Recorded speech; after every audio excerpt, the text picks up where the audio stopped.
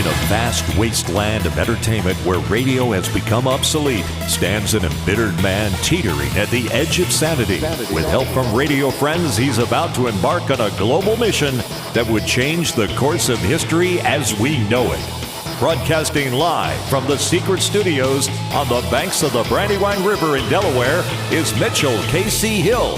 And up to the Great White North in Vancouver is Alexander Knight. And that's how it starts. Every Sunday we do our live broadcast so that we can tape it. My name is Mitch Hill. I'm the old-time guy, unless you couldn't tell, but at least I'm young at heart. And I'm here with my good friend Alexander Knight, who's the producer and the man who holds down the millennial side of the conversation, because I'm the boomer, he's the millennial. He's going to talk a little bit about the younger point of view. I'm going to talk about the older. It's sort of like a strange and twisted Donnie Marie show, in a sense. What do you think, Alex? I guess, I get that reference, but I think the two of us, even though we have a large age gap, I think that adds some spice to the show, right? Because sometimes I push back on some of the stuff that you say, and then you push back on me, so I think that's good. Good to see everybody. Great to see some people in the chat. It's great for episode 10, and I'm very excited about today's guest. Just wanted to invite everybody into our community.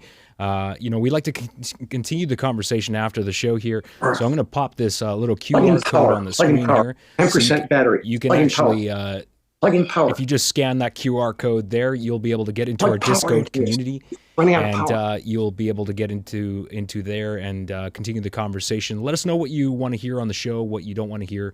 And that's the best way to do that. You can also follow us on social media at The Last Angry DJ on all platforms. We won't bore you anymore with that. And back to Mitch. All right, here I am, back to me. As we said, show number 10, happy Mother's Day to you folks that are celebrating. We all got a mother, and it's a mother of a show, so we'll continue that. But my guest here is a guy I've known for a long time, has always been the happiest, most upbeat dude in the room, no matter where I run into him. And he's also a good friend of the show. His name is Tom Birch. Tom Birch, congratulations for being our 10th guest on the 10th version of The Last Angry DJ. Welcome to the show. Thank you for inviting me. I'm proud to be here. And we're proud to have you here. It's interesting. You're somebody that spans the globe in terms of your expertise. You started out, I guess, as a jock. WAXC up in Rochester, where you're from, or Binghamton, where you're from. And did you work with people like the Greaseman and and Ray Quinn and some folks when you were up there? But what made you decide to get into broadcasting? Oh my God. I got into broadcasting when I was 14 years old. I built a radio station in my bedroom, and I was spinning discs for all of the people in my house. That was my audience, and maybe 2 or 3 other people around the block that you just listened by out of curiosity. But I got a job. My first job was actually as I operated the board at WNBF, which was a Triangle publication station, which was affiliated with WFIL in Philadelphia. Oh yeah. No, and I worked there for a year or two, and then they hired me when I was in high school as a weekend disc jockey. And I became an all-star and started picking up chicks thanks to my job as a disc jockey at WNBF on the weekends. And then I went to a couple other radio stations. I ended up at WENE in Endicott, which is a Merv Griffin station. And that's where I met the Greaseman and Dave Mason and Ray Ross and a bunch of other guys. That got me into top 40 radio. There was a consultant that came in named Dick Springfield, who went on to work with the research group, who I worked with later in my life. And then all of my friends ended up at WAXC in Rochester. And they managed to get Larry White, who was the program director, to recruit me to go up there. And long story short, I worked weekends. And when the Greaseman, Doug Track, left, I was recruited to do the 6 to 10 p.m. show on WAXC. So I was surrounded by superstars at an early age. So it's that's how your career started out, and like most people in broadcasting, I think I could mention a similar story where I used to broadcast from my bedroom to the surrounding neighborhood, and got into trouble with the local ham radio operators because I must have splattered the signal all over the neighborhood, much like I splattered the. Anyhow, the old radio joke. Yep. But the fact that you went on to other great things is very interesting. One of the things that stands out in your long list of career accolades would be being a disc jockey down at the great Y100 in Miami, which I heard a recent air check of you. You sounded great. I remember listening to you on WNOE in New Orleans. Notice I said New Orleans. I didn't say New Orleans. New Orleans. New Orleans. And you got to say that way. But you were always upbeat and a happy guy. But somehow you decided to move into other aspects of broadcasting. What was the first move you made from being an air talent into some kind of management or some kind of programming capacity? Okay, before I move on, let me just mention one other thing. While I was at WAXC, I met Ray Quinn, the last guest on this show. And Ray is my lifelong brother. But we were brothers-in-law for decades, and he introduced me to my ex-wife and also to the love of my life, Aurora. And so we have a lot in common. We traveled together, we skied together, we scuba dived together. So I just want to shout out to Ray. He's been a tremendous influence on me. What happened? Wait a minute. Go back to your questions. Well, my question was, where did you go from being an air talent from at that point? You obviously got itch for something. Okay. Well, I was very fortunate working for what was at the time when I was there, Y100 was the radio record station of the year, and it was programmed by Bill Tanner, and it was executed by Robert W. Walker. And this radio station was phenomenal. And you heard the air check. And then you heard me on WNOE. E. Alvin Davis was at Y100. And he and I were both fired. And E. Alvin went over to WNOE. And he recruited me to be afternoon drive and assistant program director. And I went from there to KOMA in Oklahoma City. And the way that happened was WNOE, for the first time in history, beat WTIX, which is a Storrs broadcasting station. This is Todd Storrs, the founder of Top 40 Radio, who basically started WQAM and WHB and KXOK, WDGY in Minneapolis. These are legendary Top 40 radio stations from the late 1950s and early 1960s. And they did not like the fact that WNOE were kicking their ass in New Orleans on one of their flagship stations.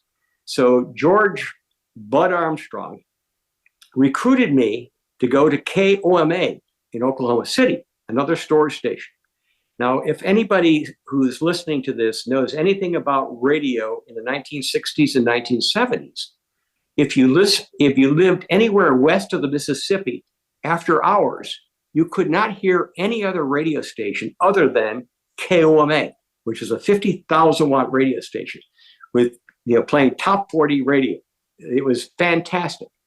And when I rolled into Oklahoma City in early 1976, I was listening to KOMA, and I'm thinking, what a bad sounding top 40 radio station this is. They're not playing the hits, too much talk, too many commercials. I could go on and on. But the first thing that struck me was they were the worst performing radio station in the Arbitron in the ratings period before I arrived. WKY which was their primary competitor, which was owned by the Oklahoma Publishing Company, which owned the major newspaper and WKY television, Channel 5, and WKY radio, which was playing a fraction of the commercial load that we were playing on KOMA. WKY had a 16.7 share of the audience, and KOMA, 50,000 watts on 1520, covered the entire state of Oklahoma and the entire West. And provinces in Canada and areas in Mexico to the south had a 4.5 share. So ask me how we turned that around. Well, first of all, just to put it into perspective, people don't understand what a share is. It's like the total 12 plus number of people that are listening to your radio station. And then we can go into things like TSA and other things like that. But a share is a big deal. I mean, we used to pull 20s, maybe 30s at WFIL and at WAMS here in Wilmington. But a 5 share is not super respectable. But to take it from there, where do you go? Because you've got to steal listeners. Did you have big cumes or just lousy TSA? We had a reasonably large cume. And explain to the listeners what a cume is. Well, a cume would be the total number of people listening at any one time.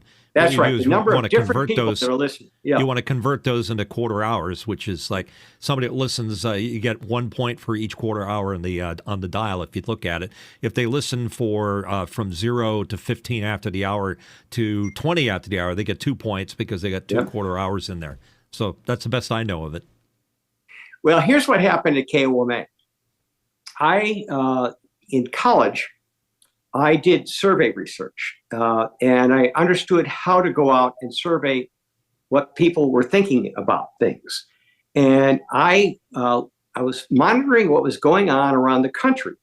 And in Minneapolis, John Sebastian was doing what we call call-out research at KDWB in Minneapolis, and in I think in Phoenix, Todd Wallace on KRIZ was doing the same thing. In fact, Todd Wallace had made it into a business that he was making a lot of money on. And what they were doing was they were calling people up and they were asking people 2 simple questions. The first question was, what radio stations have you heard in the last week? And of these stations, which station did you listen to the most? And what they then did, that was the survey to determine their market share. And then the second step in this was they recruited a panel of people that they could call back again and again and again. And they had a panel of about 20 to 30 people, and they asked them on what we call a semantic differential, a 1 to 5 scale. They would play a snippet of a song, and they would ask people, are you familiar or unfamiliar with the song? And on a scale of 1 to 5, where 1 is you hate it, 5 is you love it, where would you place your vote? And then the third question is, are you not at all, somewhat, or very tired of hearing this song? And so I incorporated these statistics into a software program that I hired a programmer to develop for me. And I got a non-competitor to KOMA, Ralph Tyler, who owned KEBC, which stands for Keep Everybody Country, which is not directly competing against KOMA. And Ralph was on the board of directors of South Oklahoma City Junior College. And I said to Ralph, I will give you the results of our preference share free of charge if you can get me on this computer. And so he agreed to do that. So I now had an IBM 370 computer. This is way before the days of PCs. So I had to go on mainframe computers to do this.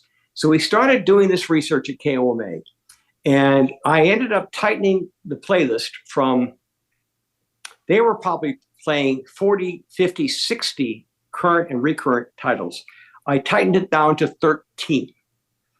They were playing over 1,000 library titles. I tightened that down to about 100.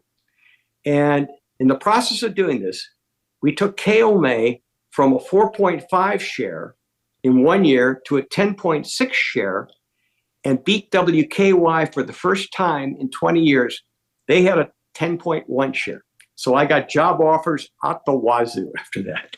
Yeah, and the significance of the kind of call-out research you were doing was up until that time, it wasn't being done.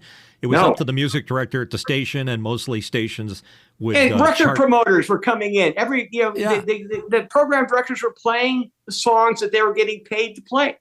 or they were getting influence to play however they got that influence. The sales department was telling them what to play. But it wasn't so hard to decide what song to play because it was easy to see the charts from across the country to see what songs were good. What was really tough was to decide when to reduce its playing list because it was burning out. And then it becomes a negative as opposed to a positive. And your play out research would say it's time to get off of Terry Jackson's Seasons in the Sun because it made a meteoric rise to 1, but we need to get rid of it fast because people, once they've heard it, they don't want to hear it anymore.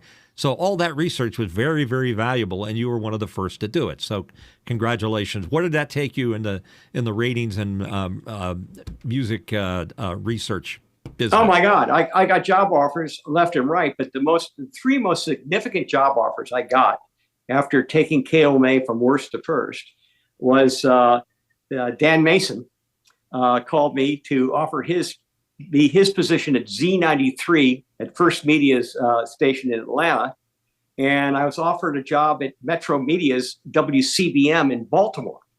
And the third offer was from my company, from Bud Armstrong, to go down to WQAM. I ended up taking the job to go to Miami because I loved South Florida at the time. I reluctantly passed on Z93, but I became friends with Dan, and Dan and I are still really good friends. He's had, don't get me started on his career. He's been phenomenal. And I flew up to Baltimore. I met with the general manager, whose name escapes me. And I love Baltimore. My wife, Aurora, is from Baltimore. I wish I had taken the job. I would have met her sooner. But I passed on that. But I said, there's a program director over at WAMS in Wilmington, Delaware, whose name is Ray Quinn. So why don't you invite him to come in? And Ray interviewed and got the job. And you know how everything else worked out for him after that. Yeah, definitely. And that's the neat thing about the radio business in general, at least back in those days. It was a little bit of a band of brother. The best thing you could do was to have a network of folks that you could talk to in the business.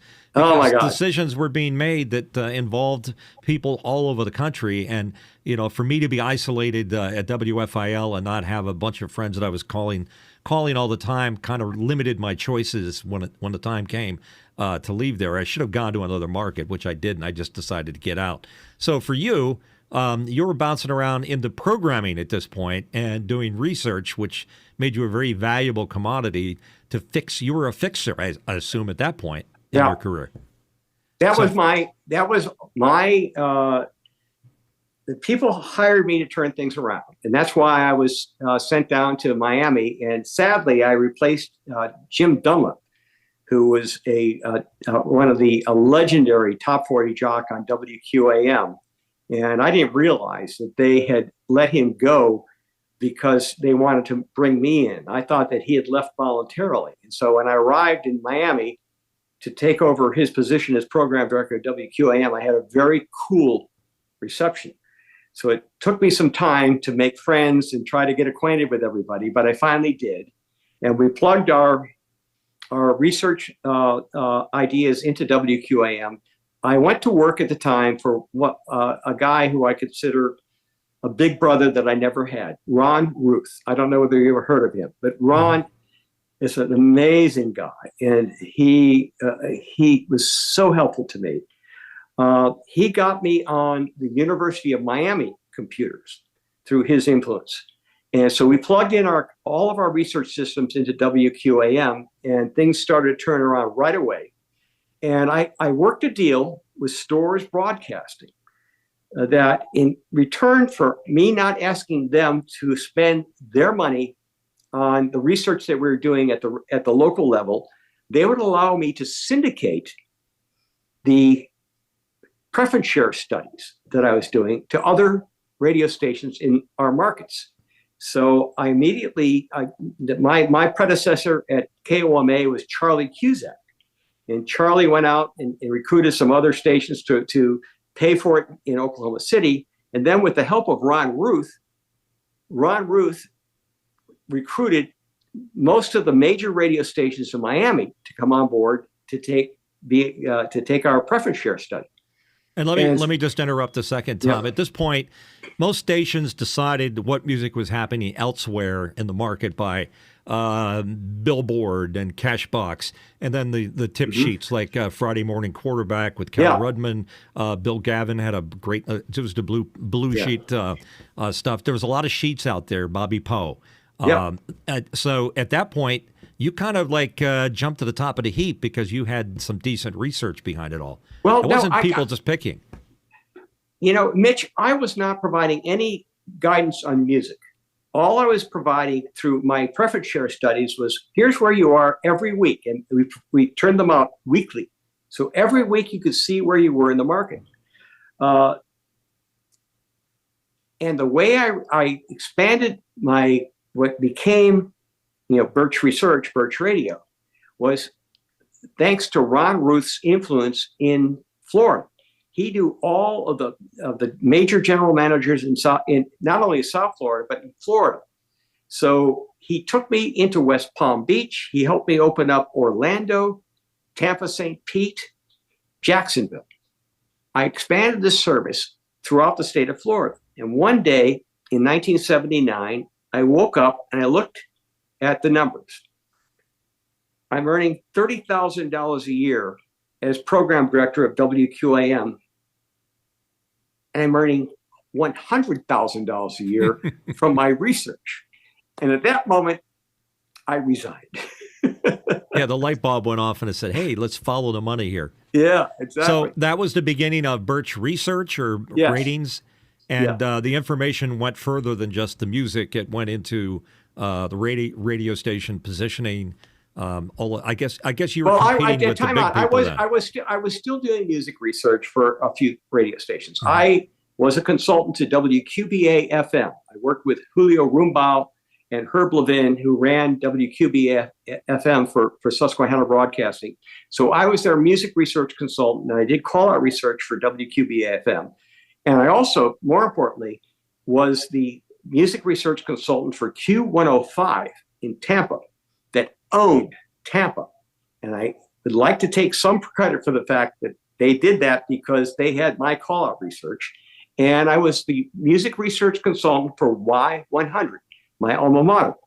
So for those three stations, I continued to do it. Also in WVOR in Rochester.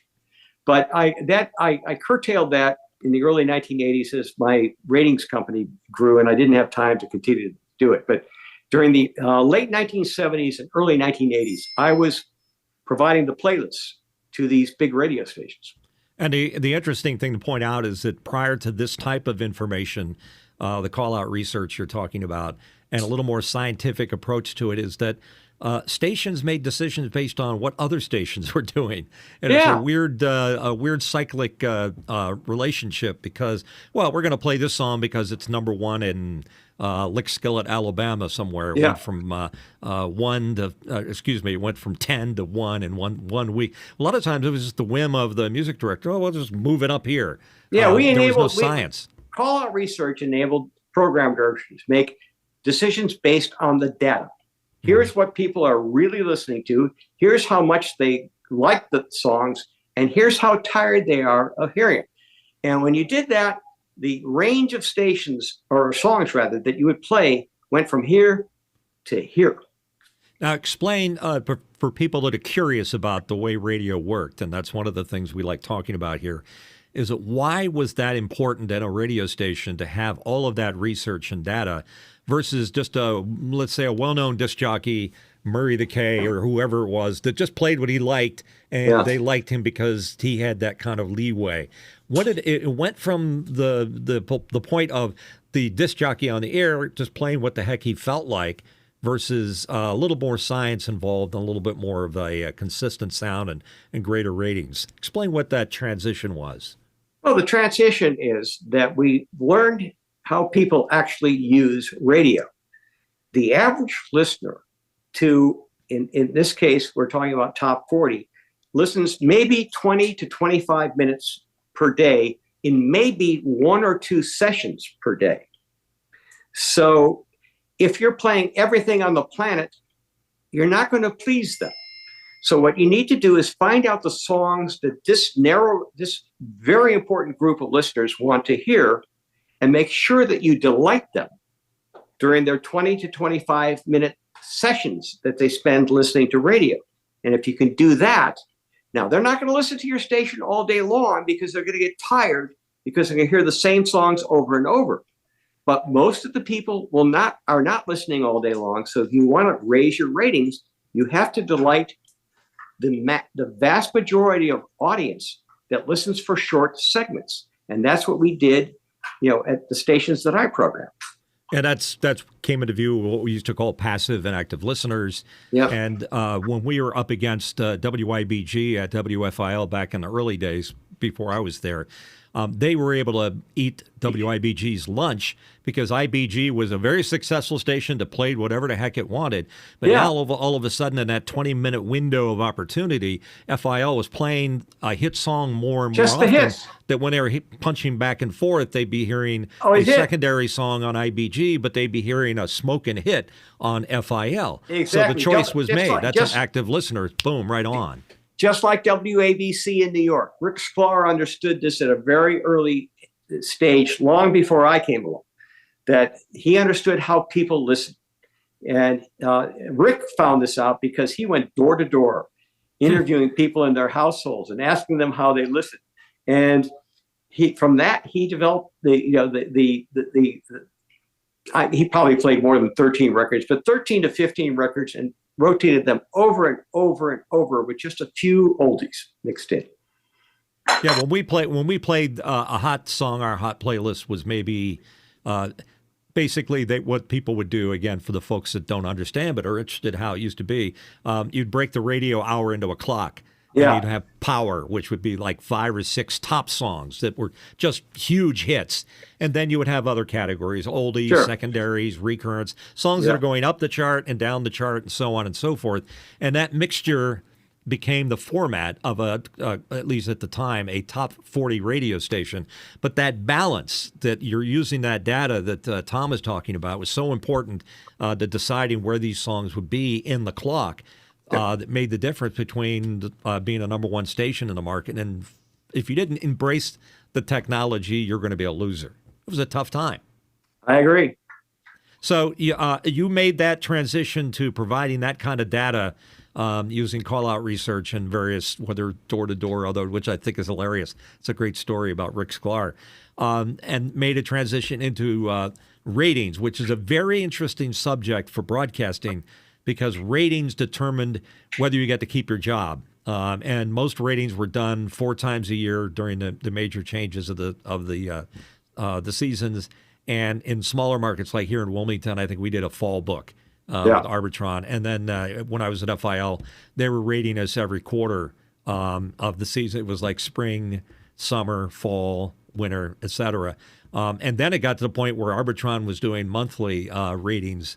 But the whole methodology, because of you guys pushed them that way. I made them do that. Our good friend Steven Stryker, who worked at Arbitron, he and I used to lament the methodology that Arbitron used. Basically, they would call you up out of the blue and say, "Would you like to participate in a survey?" And you'd say, "Oh, sure." And they would ask the important question, "Do you work for a radio station?" And I'd go, "Oh, of course not." And then they would send you a booklet that you had to fill out with a pencil, and you would like to fill out who's in the room, what station you listened to, when you started listening. It was a stupid methodology, because what person in their right mind would take the time to fill all that information out, especially when it got close to the time when you had to turn that diary in, and they'd call you up and say, "We need it tomorrow. Make sure you send it in. Oh, we're not going to give you that crisp $1 bill for your time and effort." And people just go, "Oh, WFIL." So it became a popularity game. And the only thing that ratings, when they were done that way, were good for was maybe setting trends. But from month to month, no, it was no good. So how did you kind of capitalize on that as the wrong way to do it, and what was the right way to do ratings? Oh, my God. Where do I begin? Let's start with the methodology. Arbitron makes a telephone contact to a household to find out how many persons 12 plus are living in the household. If they are able to recruit the household, that's the first obstacle for them. because most households will not agree to participate. But among the ones that agree to participate, they then say how many people 12 plus are living in the household. Arbitron sends the diaries for the number of people 12 plus in the household. Next thing that happens is they're asked to keep this diary for 7 days. How many people are actually going to keep a written record of their radio listening every single day for 7 days? If Arbitron is lucky, the diary keeper will fill in their best recollection of what they heard over the last 7 days at the end of the diary keeping period. But the reality is most people in the household won't bother. So what happens is the female head of households fills out the diaries for all the people in her household on her best recollection of what they heard, and then she sends them in.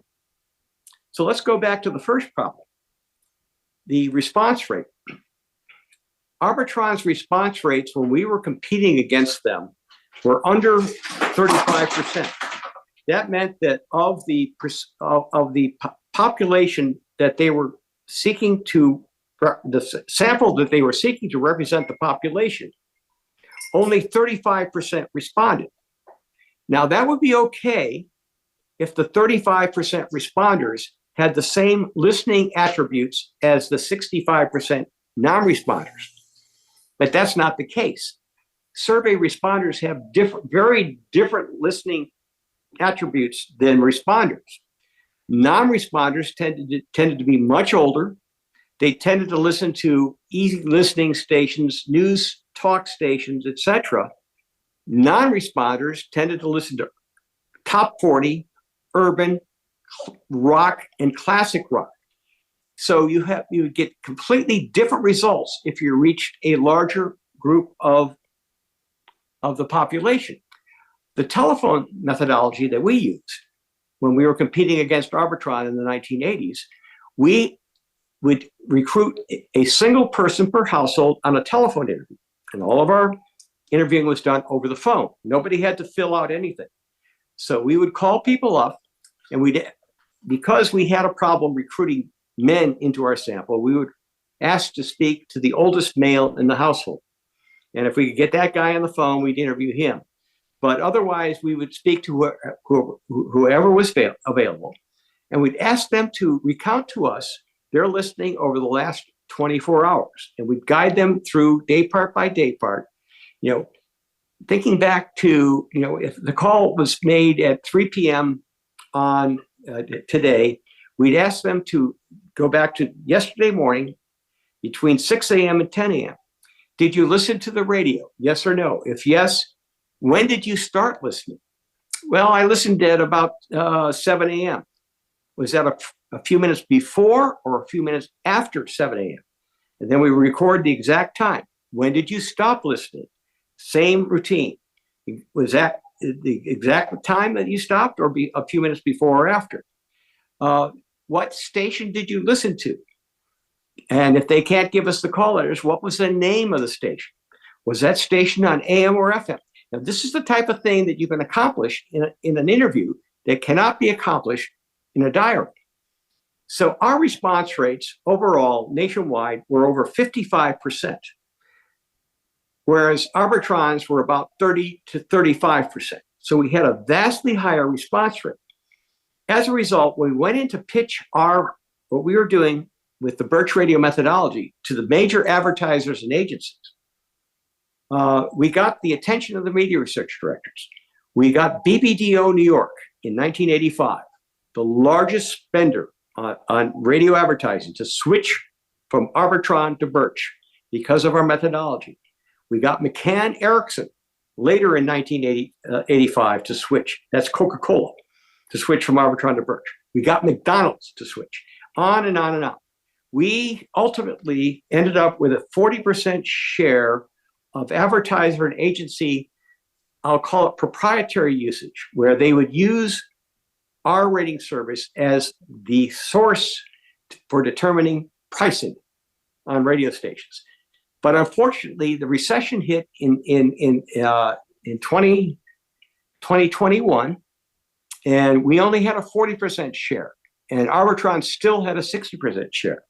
So as a result, stations could only afford to subscribe to one rating service, and we started losing share.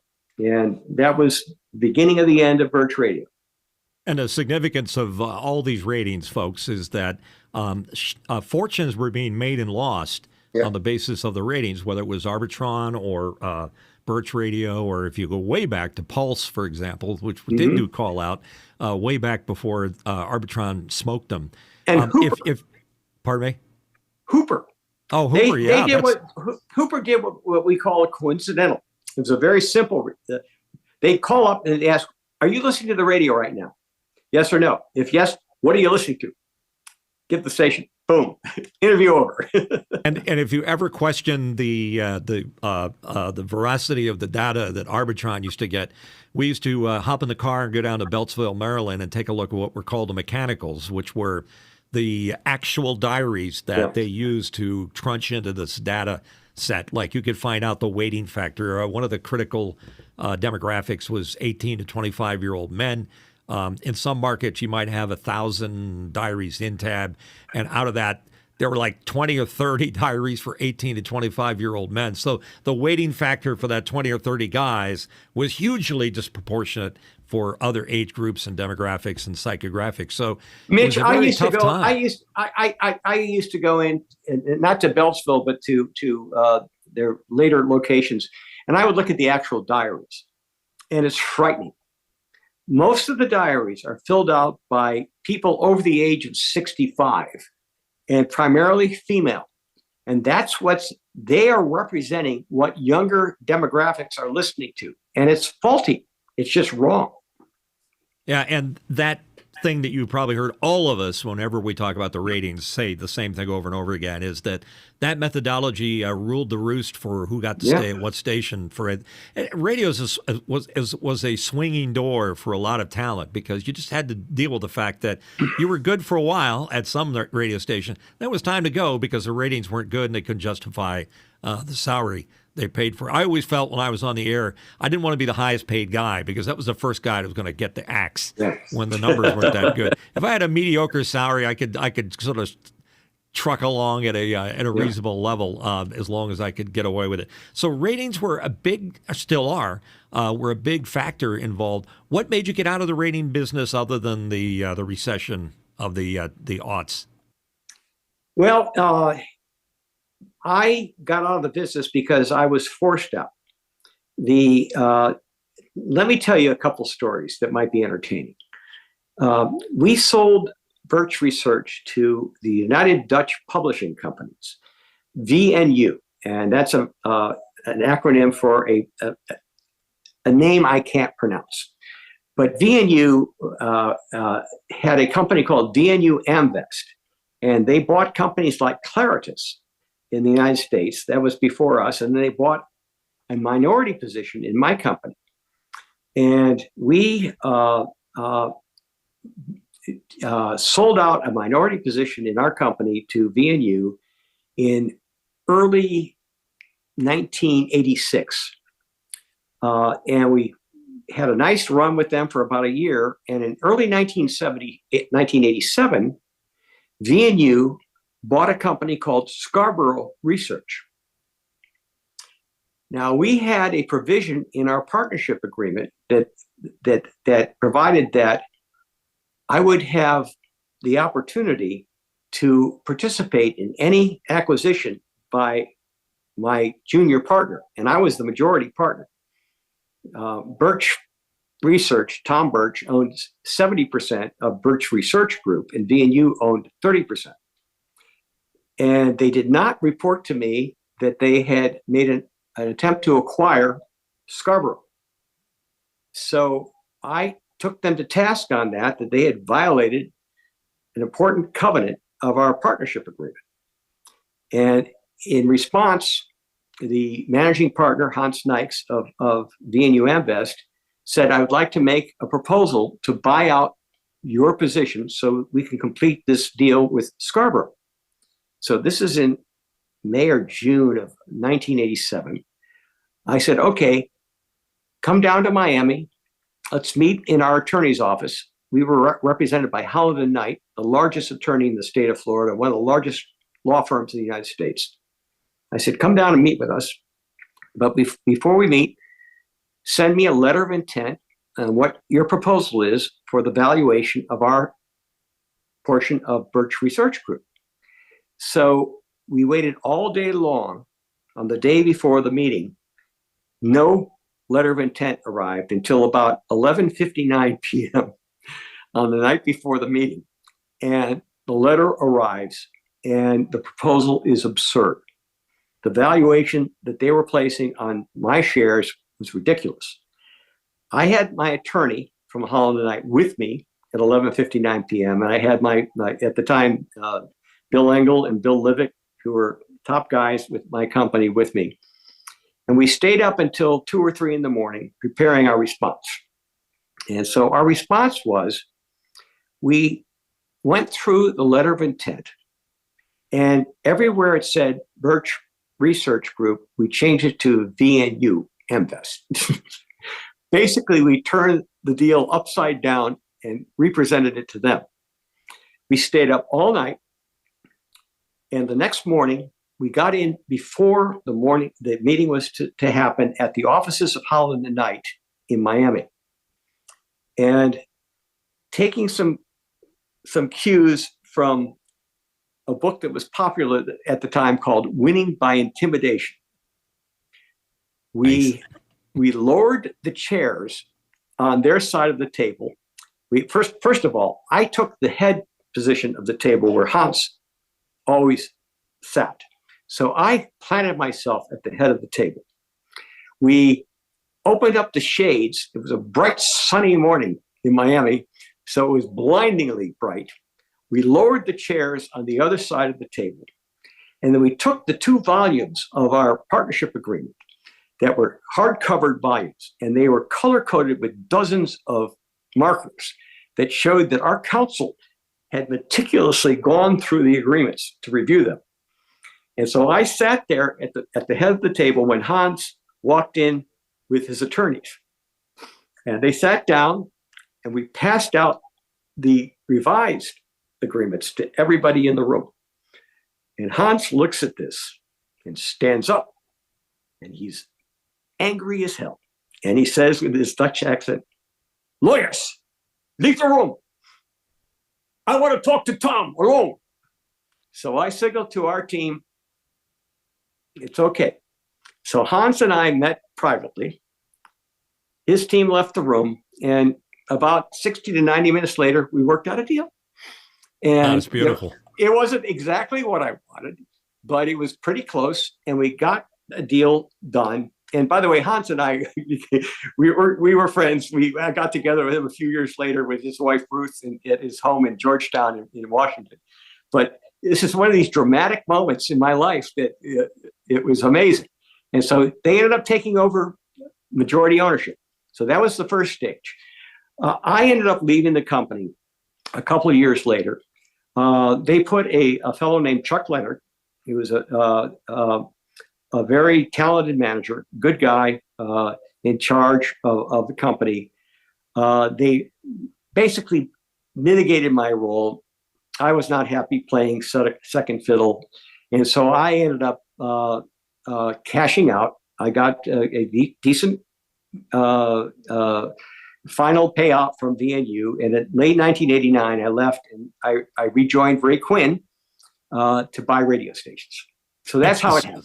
Interesting story about that goes along with that is that the time that you and Ray decided to start buying radio stations up, there was a feeding frenzy because of the consolidation of radio. Oh, yeah. Did you guys decide that you're going to buy up as many as you can and sell, buy low, sell high, something like that? No, we thought we would have fun getting into a business together. We had bought WWAV FM in Destin, Florida in 1989. That was our first purchase. And thanks to that, I met my beautiful wife, Aurora, at our first black tie Christmas party that we threw after a successful first year. And she showed up, and I fell in love with her at first sight. That's another story. But we formed Opus Media. We ended up buying the Love Broadcasting stations in Jackson, Mississippi, Savannah, Georgia, and Monroe, Louisiana. They were profitable. We bought them at the time that we thought was a decent price. We obtained financing offers all over the place. We had banks, every bank imaginable, chasing us. And then in the fall of 1989, you had the banking crisis that happened, with small banks being shut down. And one by one, all the banks pulled away from us. And we ended up having to go to Chrysler Capital for financing. And we worked out a deal that was probably 100 to 200 basis points worse than the deals that we had worked out with the banks. But it was the only thing we could get. We got it done. With my equity, I had sold out my shares in Birch Research. And so we were able to buy the stations. But we went into a very turbulent environment. And then we hit the recession of 1991. And within a year, we were in default on our loan agreements with Chrysler. And that's a whole other story. That story sounds familiar, considering what's going on now with the big companies that are dumping radio stations left and right. Alexander shared with me a note that Sinclair is getting out of or at least certainly dumping a lot of their properties. That doesn't surprise me. Yeah, Odyssey is doing the same thing. It's they're all in some form of Chapter 11, Chapter 10, or whatever they call them. It's not a good time to be in the radio ownership business, is it? And we're seeing it in Canada. And by the too. way, I can speak as I have a couple of other roles. I am also a director of Media Services Group, which is one of the largest media brokers. And I can tell you that the market is basically dead. We have the major buyer is our religious broadcasters, publicly funded EMF, that's buying radio stations for pennies versus what they would be worth in a vibrant trading market. So it's not a good time to own or buy radio stations unless you have some kind of local angle on it. Now, if you're a car dealer or you're a local retailer, it's great to own the radio stations in your market. But if you are just purely going in to be a radio operator, this is not a good time to be in radio. Well, it's not for the faint of heart. I mean, it seems to me you know what you're doing. And Ray had mentioned something to the effect that the best time to make money on a radio purchase is at the purchase point, not at the selling point. Because if you buy right, then you're going to get out. You're going to have an end game that's going to work for you. But if you buy incorrectly, you're going to lose it at some end of the deal. Absolutely.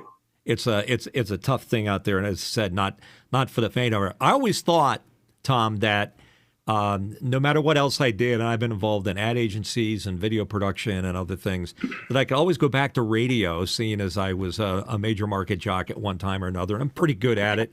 I've got a voice that I use voiceover work. Yeah. I went to a friend of mine who owns a bunch of stations, and I said, look, when I came back in to help you out for a couple of years on such and such radio station, and we got it to number one, I was really being yanked in too many different directions, and I got out. Well, I'm ready now to get back in. And my friend leaned into me and said, "You're too old." And I'm like, "What? What? I'm too old? I'm 69 years old. I'm in my 60s. Give me a break." So no. I find myself no longer relevant for radio, but I don't believe that. I think somewhere, somehow, there's a radio station out there that maybe one of your stations need me, but I'm kind of like stuck out there not being able to do anything. Mitch, there's a place for you. My little group of stations, we're in Southern Virginia and Northern North Carolina, and our stations dominate audio in our areas. People are still listening to radio in small towns, and our local morning disc jockeys are stars in our markets, and we're doing really well. Our stations are profitable. In fact, our profits are the highest they've been in 5 years. Post-COVID, we've survived very nicely. We have trimmed expenses, but our revenues are not significantly higher, but they're higher this year than they were last year. In fact, they're the highest they've been since 2015.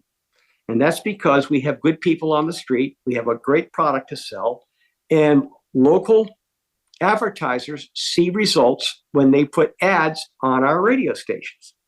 If I was back on the radio, I would make it a point to spend at least as much time doing the morning show or afternoon show, whatever it was, making relationships with advertisers out there and selling my services to them and being supportive of the sales initiative. It's all about relationships. Our advertising agency business has declined by about 70% in the last 5 years. Agencies have abandoned radio stupidly, but they're going to digital and they're moving away from radio. So we have to replace that with local business. But we've been successful in doing that because we have good relationships with our local advertisers. So at this point in time, you own a bunch of stations. I think I heard you say that. So you're not in the ratings business anymore. No, you're not in the music not consulting. You have your own little collection of radio stations that you rule the roost for. Anything else in the streaming business that you have an interest in? Oh, thank you for asking. I am also, since 2021, I have been a director of Audia, Inc., which is traded on NASDAQ. The symbol is AUUD. And Audia has developed an app that enables subscribers to listen to any of 14,000 plus radio stations commercial free using artificial intelligence, their app, which they call Fader, which is a play on disc jockeys fading records, FAI, AI being artificial intelligence, DR being radio. The Fader app enables you to cover the content of commercial content of your chosen station with either the content from that station or content from podcasts that they make available. And they have dozens of categories of podcasts or dozens of other fader stations that are unique stations that provide interesting programming. So we're in the process of enlarging this business. We are in talks with two companies for acquisitions, and we're close to completing one of the acquisitions. Pardon me, my son is just calling my wife to wish her happy Mother's Day. What a good son. Yeah. Let me ask Alexander, do we have any folks that are checking in on our chat that have questions for Tom? We need to go to a listener question here from Mark Giuliani, who was a previous guest a few weeks back, who's also an independent radio station owner. There's a two-part question. He's just asking what can small radio stations do to survive, and is the future of radio basically selling other things, digital, social media, and websites? In other words, do we need to become a marketing company? That's a very good question. My first obvious answer is continue to develop relationships locally. That's going to be your most important source of revenue. But what got me interested in joining Audia as a member of the board of directors was their ability to provide a new revenue stream for radio, a subscription model. So now, if you market your station over the Fader app, Audia will pay you 80% of the subscription revenues that they get to get you to join the Audia app. And the subscription model I love because it's a reliable, first of all, it's new, and it's a reliable revenue stream that is not based on audience ratings or on the whims of advertisers. So I would encourage you to look into something like what we're doing with Audia, and I can give you information offline on how to get involved with us.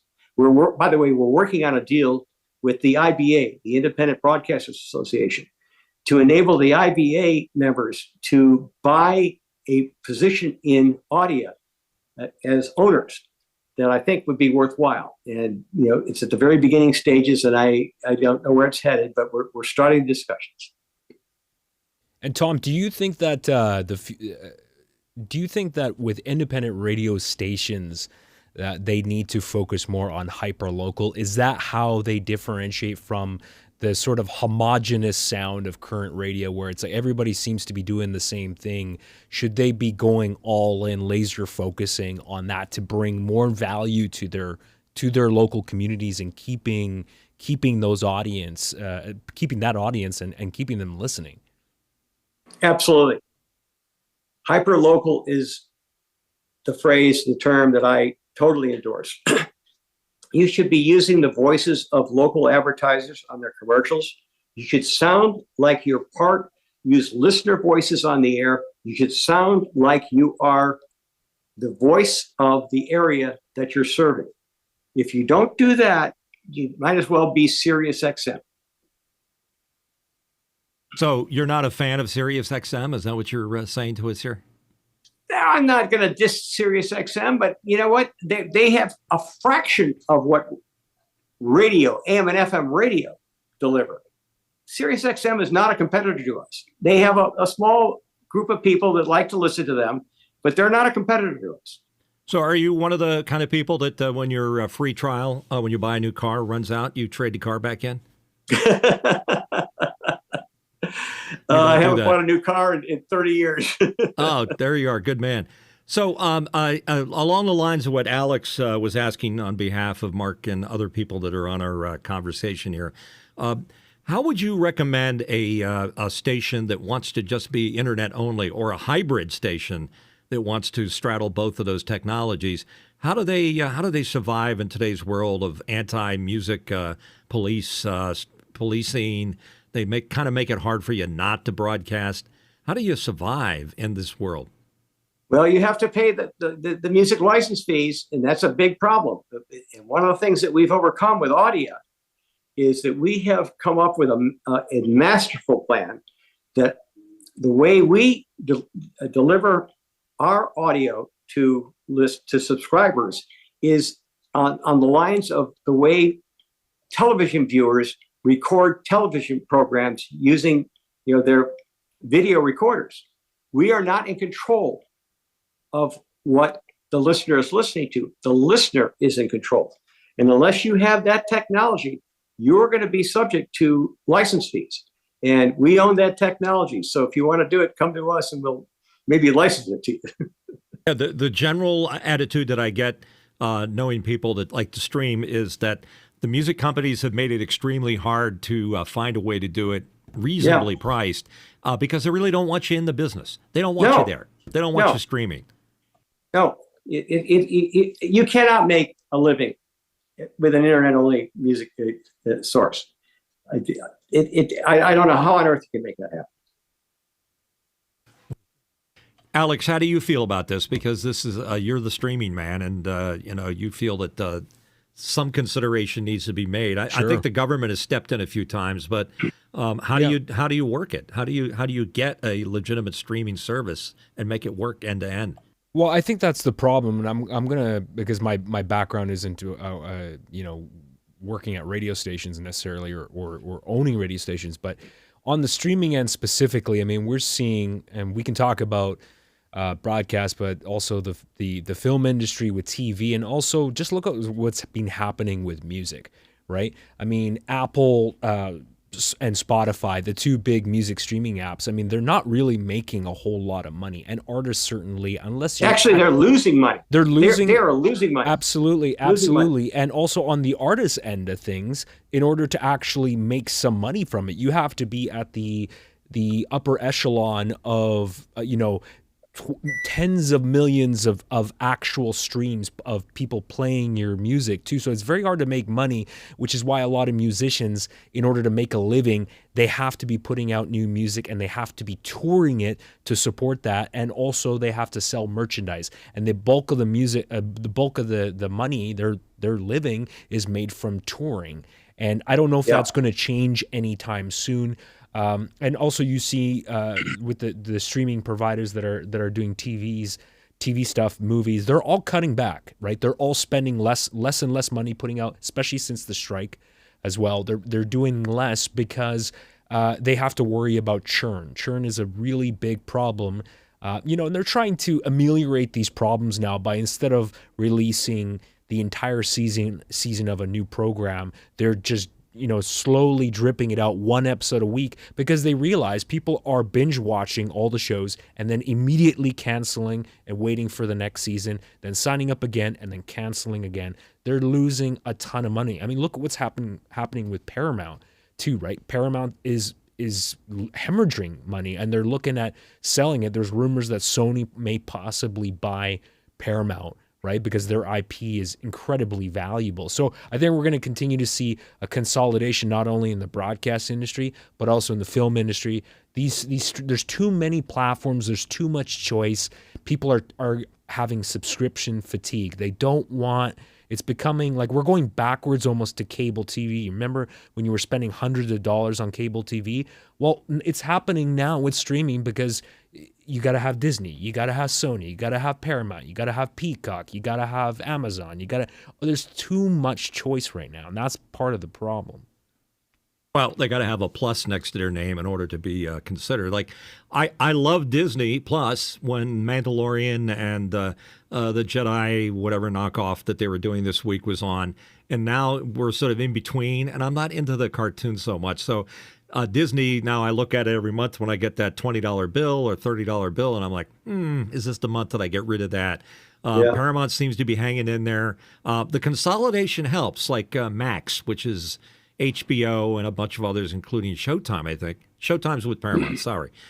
It's confusing how they're doing this, but there is some kind of consolidation going on. So the internet business is definitely mixing things up, and I think that the people at the top that make those decisions are not doing it with good information. They're not, if they could just use a modicum, a quantum of the methodology that Tom used to use when he decided what stations should play what, right, they probably would do a lot better, but they just seem to get very greedy very quickly. Well, here's another thing I don't think a lot of people are thinking about too is YouTube. You don't always hear YouTube come up in these conversations, but there are a lot of people that are spending a giant portion of their week looking at content created by these independent creators on YouTube. And that means they're not spending the same amount of time looking at Netflix or Amazon or Disney. And that should concern them pretty seriously. Yeah, I mean, when I turn on YouTube and if it's not cat videos, it's some guy that runs into a crowd of people and farts loudly. I'm sure it's done with some device of some kind. The production value is very low, but his commentary is pretty funny. And it's like YouTube brings the ultimate reality TV experience to anybody in short little sniglets. And what's cool about streaming media is I think people's attention spans have dropped to the point where they can only put up with like a 2-minute or a 5-minute slice of something. And long format films and things like that. It takes a lot to hold your attention, and only Marvel seems to do that pretty well. But I'm also getting tired of that because the story is now getting shoved in the background. So, Marvel and Disney, they're having serious problems. They've had a lot of change in management and directors, and now they're rebooting all these different IPs because DC Comics is having the same problem. Who has $100 million to make a movie? I think people are tired of superhero stuff too, and also they're just tired of substandard storytelling. I mean, it's really the writing is the key. I would be happy to see smaller productions with less impressive visuals and just better storytelling. Focus on the characters. That's really what is key, and I think a little bit of that has been lost. But Tom, do you see some parallels here with the broadcast, with radio, and with all these other streaming platforms and what's going on with the consolidation and people losing jobs in that industry as well? Well, obviously, we have a situation with consolidation where the local disc jockey has disappeared from the dial and everything is voice tracked. And the only local voices that continue in small markets and in some medium markets are the morning shows. Everything else is voice tracked. So it's become very homogenized, unfortunately. So we've got to find ways to keep it local. And by the way, I'm not saying that that's a bad thing, because the problem is we're trying to stay alive, and the economics are not there to support live disc jockeys in midday, afternoons, and evenings and overnights. It's just not there. So with the dollars that are coming in that can support local radio, we have to do as much as we can to keep it as local as possible. But I think for sure we need to keep a local morning show on, but we need to keep local voices on the air around the clock when we can't have local disc jockeys. And that's what differentiates us from the Siriuses and the streaming services. Right. And I thought that there would be an opportunity to, like classic rock seems to be doing very well as a format because of the music being what it is, the availability of music, Yep. and the playing something familiar that instantly resonates with people. But I always thought it'd be cool to bring back some of the old timers. They're still available. I've been talking to Grease, man, trying to talk Grease. You got to come back on and do a show. And get Joel Denver and myself. Yeah. We could do some kind of a show late at night or something like that. But so far, people are like, we don't see those old guys back on again. Tom, well, I left out something really important that we do all day long on all of our stations, and that's local weather and local public service announcements. It's very easy for us to do that, and that separates us from the streaming services. When you tune in one of my radio stations, even if we don't have a live on-air talent in the day part, you're listening to a South Hill, Virginia, or South Boston, or Danville, Virginia radio station. This is local. Every time we hit a break, it's local. And I think that helps. And Tom, do you think that, go ahead. I was just going to say, do you have any thoughts on these traditional broadcast daytime TV shows, like these typical morning shows where it's 3 or 4 people sitting on a couch and they're just interviewing? That seems like such an old format to me now, and I'm sure they're having issues retaining audience as well. I mean, where do you see that going in the next 10 years? I know it's hard to, this is just conjecture, but do you think those types of shows, that traditional morning programming, do you think that's going to last? With all honesty, I have not been tracking it. I don't know how it's trending. I never watch these shows. I'm not a big TV viewer. Well, there you go. So you're a radio guy through and through, and what's next for you? I mean, you own radio stations. You've gone through the meat grinder, and you've come up on top. What can you possibly do that you haven't already done? Well, I love being involved with our stations. It keeps me out of trouble. I like to have my mind engaged. I'm 72 years old now, so I'm way past retirement. My ideal scenario would be to find a buyer for my radio stations that would be willing to keep me involved running them. I just simply give them, in return for the liquidity that I would obtain, I give them our checking account, and everything that comes in goes to them, and they keep me on. I keep running it as if nothing had changed. I doubt that's going to happen, but that's my ideal. In the meantime, I'm going to keep running the stations. I'm having a good time. Yeah, that's a beautiful story to tell. I always felt that it'd be fun to retire into a like a Lower Delaware, one of the beach communities, and have a station that I sort of piddle around with just to keep my finger in it. Because one thing about radio, folks, is once you got it in your system, it's very, very hard to lose the excitement and the emotion that goes along with it. I wish you the very best in luck with those objectives, Tom. And thank you so much for sharing. It's very interesting.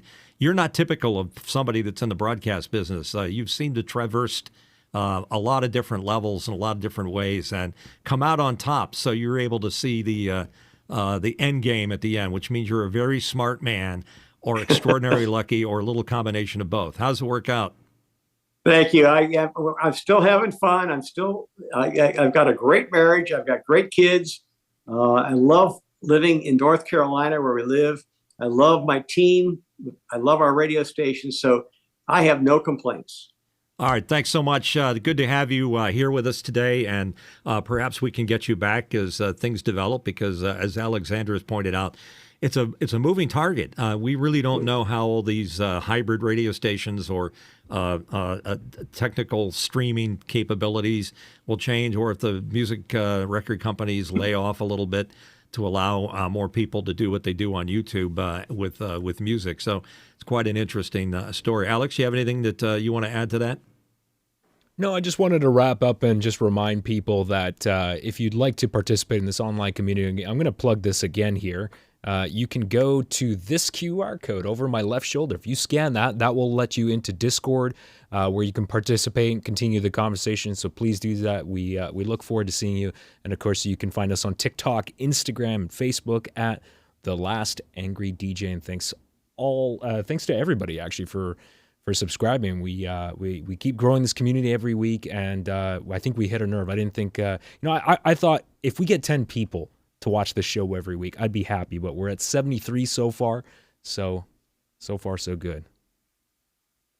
Somewhere, I mean, Joe Rogan or Mr. Beast, they all had to start with some number of people and eventually millions. We're doing it because we love it, for the love of the business and the love of it. And we don't have to monetize it. But we do ask, as we always say, smash that subscribe button, because that gives us an indication of how happy you are, the people watching or listening to this. Get a chance to tell us and vote with their finger, just the way they used to in the old radio days with their diaries. So if you get a call from somebody saying, how many people were in the room, tell them you had hundreds of people in the room watching this broadcast. It'd be great. So again, thank you very much. Next week, it's going to be Alexander and myself. We have a lot to say to each other, and we've had some fun chatting about broadcasting, so we're going to do that. And the following week, Tom Ferguson, a friend of ours from officehours.global, will be coming on to talk to us about how it used to be in the radio control rooms. You always wondered, well, the DJ is in some kind of a room, and how did that work? And what were all the techniques? You know, what was it that made you an actual disc jockey? So, Tom, you'll have to come back and watch that one, because we're going to show old radio control rooms across the country, up into Canada, about what people used to have in those rooms. Cart machines, records, turntables, cool microphones, all the fun stuff that some of us broadcast nerds love so much. So, again, Tom, thanks to have you on board. Mitch, Alexander, thank you for inviting me. Good to have you. Thank you, folks. And don't forget to call your mother if you haven't done that after you smash the subscribe button. Thanks so much. We'll see you next week.